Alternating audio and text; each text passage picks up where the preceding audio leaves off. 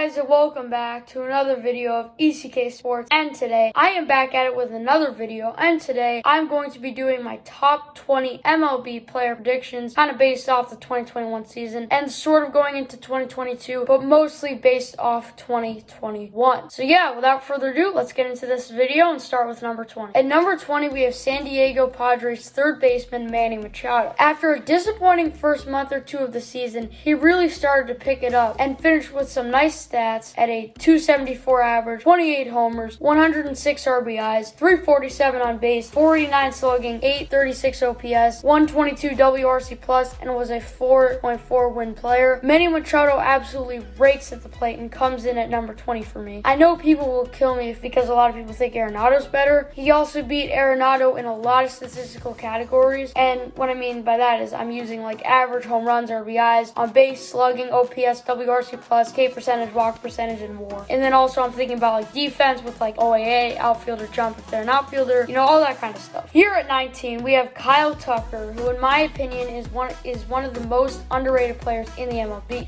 He's 25 years old and is one of the better defensive right fielders in baseball. He also has some great offensive ability as well. He batted .294 with 92 RBIs, 30 home runs, a 359 on base, 557 slugging, 917 OPS, and a 147 WRC plus. That is insane. And he also had a really good 4.8 WAR. Kyle Tucker might not be the most flashy player and the most popular player, but he for sure gets the job done. And I know people will kill me for putting him over Mookie Betts, but he was just better in a lot of ways this year, and that even includes defense. I mean, he was better in OAA, outfielder jump, and defensive WAR. So, I mean, I gotta put Kyle Tucker here. At number 18, we have newly acquired Texas Ranger Marcus Semien. Marcus Semien, man, is Marcus Semien good. He is really good. He had a career season this year. He did have a good season in 2019, but this year, he really stepped it up. He had 45 home runs. That's really good. He broke the second baseman record for home runs in a season, which was previously 43, and he had 45. He also had 265 with 102 RBIs, a 334 on base, 533 slugging, 873 OPS, and a 131 WRC plus. Oh yeah, and I forgot to say he plays great defense as well. For some reason, he signed with the Texas Rangers. His numbers will definitely drop this season because, you know, he's playing in a pitcher-friendly ballpark. So we'll see what he does, but Marcus Semien, fantastic player. At number 17, we have Matt Olson. Now, before you call me insane for having Matt Olson this high, let me tell you a little bit about him. 39 homers, 271 average, 111 RBIs, 371 on base, 540 slugging, 911 OPS, 146 WRC plus, and a 5 WAR. To be honest, I should be putting him much higher on here, but he's just so good. He also is a great defender, and he dropped his K rate from 31.4 to 13.1. That is a fantastic improvement, and I really don't care about 2020 shortened season. Matt Olson back and here to stay. Number 17, no doubt. Coming in ever so slightly above Matt Olson is current free agent, I can't believe I'm saying that, Freddie Freeman. The only thing that really puts Freeman above Olson is that he's consistent every single season, every single game of every single month, just always consistent. And Matt Olson can sometimes be inconsistent, and I just think that Freeman is a little bit more reliable, which in turn makes me put him higher on this list. Freeman in 2021 had 31 home runs, 83 RBIs, a 300 average with 393 on base, 503 slugging, an 896 OPS, and a 135 WRC plus. Freeman, 2021 champion, flat out stud. Coming in at number 15, I have New York Yankees top line starter Gerrit Cole. There's going to be a big streak of pitchers in the next couple players, and Gerrit Cole is the first one to start that. Most people would put Cole above the two guys I have above him. I just think that they're way more consistent than he is and had better seasons in 2021. Cole in 2021 had a 33.5 K rate, 5.6 walk rate, 27.8 K to walk rate, 2.92 FIP, 12.06 K per 9, 2.03 walks per 9, 1.19 home runs per 9, and a 3.23 ERA, 1.06 whip, and 243 strikeouts. Cole is a great pitcher, do not get me wrong, but I just don't think that he's quite the same pitcher that he was with the Astros, and I do not think that he's better than the next player, Zach Wheeler. People will call me crazy for having Zach Wheeler above Gerrit Cole, but Wheeler is so good and underrated. I know some people still think of Nola as the ace of that team. I disagree. I think Wheeler's now the ace, as I mean, Nola's kind of struggled the past 2 years. He had 1.94 walks per 9, 10.42 strikeouts per 9, 0.68 home runs per 9. That is a lot better than Gerrit Cole. 25.7 K rate, 6 walk rate, 1.1 whip, 3.27 FIP. So while Cole is better in a lot of numbers, Wheeler's also better in a lot of others. The thing is, Cole has bad stretches and Wheeler doesn't, and that's kind of the difference for me. Also, Wheeler, if I had to ask a guy to complete the full game, I would definitely call Zach Wheeler, because he is very good at completing the full 8 or 9 innings. He's had many starts of like 8+ or something like that. And then at number 13, we've got brand new New York Met Max Scherzer, just coming in above Wheeler and Cole. He had a great season last year between the Washington Nationals and the Los Angeles Dodgers. Between those two teams, he had a 2.46 ERA,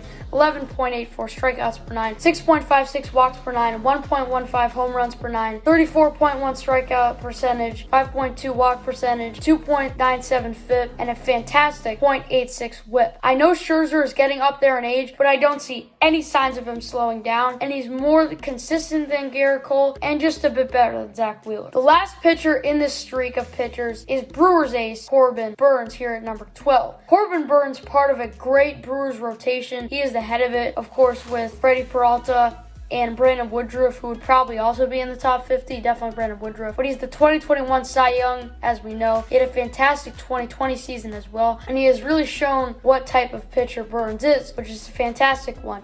He had a 2.43 ERA, 12.61 strikeouts per 9, 1.83 walks per 9, .38 home runs per 9, 35.6 strikeout percentage, 5.2 walk percentage, .94 whip, and an insane 1.63 FIP. That is unbelievable. Burnes has been unreal these past 2 years, and I think he will continue that again next year. Just missing out on the top 10, at number 11, you have Trey Turner. We're getting back to the hitters here, and Trey Turner is the first one to start off the hitters again. In 2021, Turner, between the Nationals and Dodgers, had a 328 average, 28 home runs, 77 RBIs, a 375 on base, 536 slugging to give him a 911 OPS, 142 WRC plus, and a great WAR at 6.9. Turner is also a great defender with a solid outs above average, and he's a super fast player, which definitely helps. I mean, his sprint speed is, I believe, 100th percentile. So Trey Turner coming in here at number 11. At number 10, you have Aaron Judge. Aaron Judge, who is known for being injury prone from 2018 to 2020. But this year, he came back playing 148 games, which surprised a lot of people, including me, which increases his value. He had a great season, hitting 39 home runs, 98 RBIs, 287 average, 373 on base, 544 slugging, and a 148 WRC plus, and he was a 5.5 win player. I would have him above the next player, but I didn't because the offense is basically the same.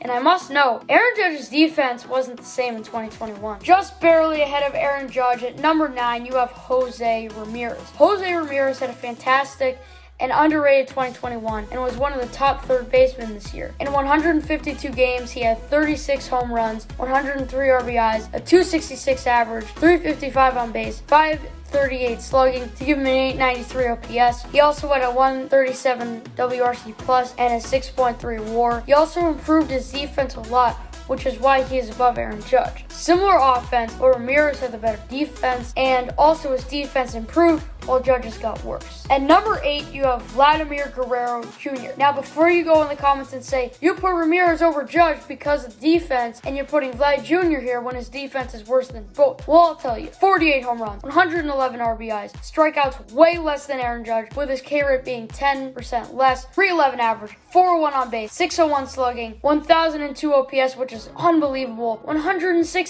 WRC plus, 166 WRC plus. That is unbelievable. 6.7 WAR. His offense was on another level this year. And he's also learning a new position at first base. Again, he's primarily a third baseman. And I mean, he's young. He'll only improve. Judge, Turner, Ramirez had great offensive years, but Vlad Jr. was in a different category, a different group. And this is kind of where the special players start. At number 7, just barely above Vlad Jr., you have 2021 NL MVP Bryce Harper. 35 dingers, 84 RBIs, but a 309 average, 429 on base, 615 slugging, 1,044 OPS, 170 WRC plus, and a 6.6 WAR. Just like Vlad, he wasn't spectacular on D at all, but his arm is still one of the top in the league. It's so close between him and Vlad. I may just have gone with Harper since the offense, like Vlad, was special, but maybe him winning MVP kind of boosts him a little bit. At number 6, you have the best pitcher in baseball, Jacob DeGrom. Not only is he a great pitcher, but he's actually not bad of a hitter. I'm going to combine 2020 and 2021 for these stats,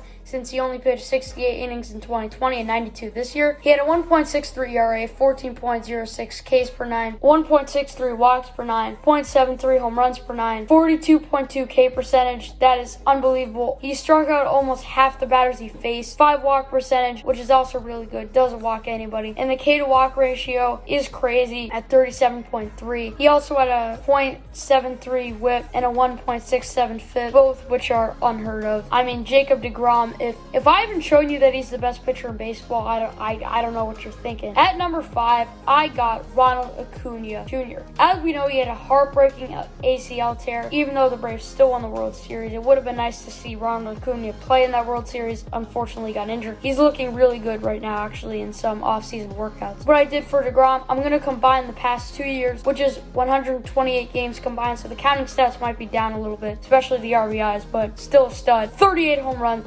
81 RBIs, 271 average, 399 on base percentage, 591 slugging, 158 WRC plus, and a 6.6 WAR. Just to think those counting stats would be even better if it were to be a full 162. And all of us know his great start to 2021 and his great 2020 in shortened season. Just missing out on the top 3, you have Fernando Tatis Jr. Tatis, I think, is starting to be a little bit underrated, as he had 42 home runs, 97 RBIs, a 282 average, 364 on base, 611 slugging, 975 OPS, 156 WRC plus, and a 6.1 WAR. Although his defense might not look great with stats, it's actually really good. It just all his errors are throwing errors basically, and he's great at making catches, so I wouldn't really consider him a bad defender. He also missed 32 games this year, which may have hurt him. And if he played those 32 games this year, I'm just gonna say he's the NL MVP. Just barely ahead of Fernando Tatis Jr., literally by a fingernail. You have Washington Nationals' only player at this point, since they traded Scherzer and Turner, Juan Soto. In 2020, his season was unbelievable, but that was in 47 games. I mean, he had 201 WRC plus. That's like unheard of. So that doesn't really matter to me, but in 150 games in 2021, he had 29 homers, 95 RBIs, a 313 average, 465 on base, 534 slugging, 999 OPS, 163 WRC plus, 6.6 WAR. He started off pretty slow in 2021 compared to how he thought he'd do, but shockingly, the home run derby actually helped him, as after that, he went on a tear. He even said it himself. The home run derby helped him a lot. At number 2, you have two-way superstar, 2021 AL MVP, Shohei Ohtani. Shohei is a great player on both ends, and especially offensively. In 158 games, he had 257, 372 on base, 592 slugging, 100 RBIs, 46 homers, 152 WRC plus, and a 5.1 WAR. His hitting alone gets him inside the top 10, maybe even top 5, but his pitching, while some would argue isn't that good, boosts his ranking. In 130 innings, he had 3.18 ERA, 10.77 Ks per 9, 3.04 walks per 9, 3.52 FIP, which could be better, but still pretty good. 29.3 strikeout percentage and an 8.3 walk percentage, which again, he could definitely get the walks down, and a 1.09 whip. But Shohei is an incredible player and will continue to be one of the top players in baseball, if not the best. Now, number 1, it is still Mike Trout. Not much needs to be said here. I mean, he's Mike Trout. We know what he can do offensively, and he's still a good defender to go along with that. He was looking great earlier in 2021 and was looking possibly the best he's ever been, and he's a multi-AL MVP winner. Shohei will probably be number 1 at the end of next year, but for now, Shohei still takes that crown. Thank you guys for watching, and if you did enjoy, make sure you guys hit that like button, that subscribe button, and I'll see you guys in the next one. Peace out.